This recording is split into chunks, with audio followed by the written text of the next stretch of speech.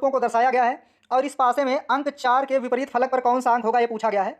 तो इस प्रश्न को देखिए हम 2 से 3 तरीके से आपको बताने का प्रयास करेंगे।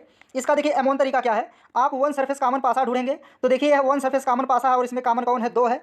तो देखिए अब आपको क्या करना है, जब 2 है तो कौन कौन से अंक दिखाई दे रहे हैं, 3 दिख रहा है। 2 है तो कौन दिख रहा है, 5 भी दिख रहा है।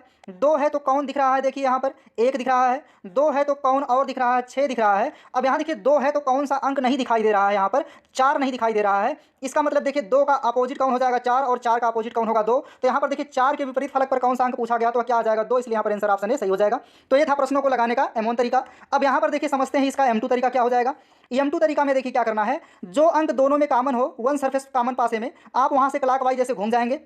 तो देखिए जब आप 2 से क्लॉकवाइज घूमेंगे तो 2 है, 2 के बाद 3 पर जा रहे हैं, 3 के बाद 5 पर जा रहे हैं। इसी तरह से देखिए अगले में जब आप 2 से घूमेंगे तो 2 से 6, 6 से 1 पर जाएंगे। तो यहाँ पर देखिए 2 से 1 पर गए, 1 से कहाँ जा रहे हैं, 6 पर। अब यहाँ पर देखिए सभी अंक हैं, कौन सा अंक नहीं दिखाई दे रहा, 4। तो यहाँ पर आप 4 नोट कर लेंगे। अब जो अंक 2 बार होता है और जो अंक दिखाई नहीं देता है वे आपस में क्या होते हैं, अपोजिट होते हैं। इसका मतलब 2 का अपोजिट कौन हो जाएगा, 4। यदि कहा जाए 3 का विपरीत कौन होगा तो 1 हो जाएगा। 5 का विपरीत कौन हो जाएगा, 6। तो यहाँ पर प्रश्न का आंसर पहला सही हो जाएगा। अब यहाँ पर चलिए समझते हैं इसका M3 तरीका क्या हो जाएगा। M3 तरीका में देखिए क्या करेंगे, आप यहाँ पर पासे को बना करके प्रश्नों को हल करेंगे।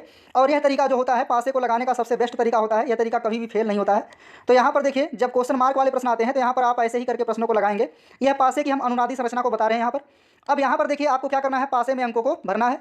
तो यहाँ पर देखिए दोनों में कॉमन है, यानी वन सरफेस कॉमन का पासा जो होता है उसमें आप क्या करेंगे, एक सतह कॉमन ढूंढेंगे और उसे कहीं भी नोट कर देंगे और वहाँ से क्या करेंगे, क्लॉकवाइज घूम जाएंगे। तो देखिए 2 से आप क्या करेंगे, ऐसे क्लॉकवाइज घूम रहे हैं तो 2 के बाद 3 पर जा रहे हैं और 3 के बाद कहाँ आ रहे हैं, 5 पर आ रहे हैं। इसी तरह से देखिए अगले पासे में आप 2 से घूम रहे हैं तो 6, और 6 से कहाँ जा रहे हैं, 1 पर। तो चलिए यहाँ हम घूम देते हैं, 2 से कहाँ जा रहे हैं, 2 से जा रहे हैं 6, और 6 से जा रहे हैं 1 पर। अब देखिए सभी अंक यहाँ नोट कर दिए गए हैं, कौन सा अंक बच रहा है, 4। तो आप 4 को यहाँ नोट कर देंगे।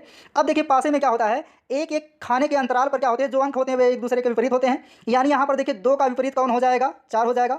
5 का विपरीत कौन हो जाएगा, यहाँ पर 1 हो जाएगा। और जो 3 है सबसे ऊपर का सबसे नीचे वाला विपरीत होता है, तो 3 का विपरीत कौन हो जाएगा, 6। तो यहाँ देखिए 4 का विपरीत 2 होगा, इसलिए यहाँ पर आंसर ऑप्शन ए सही हो जाएगा।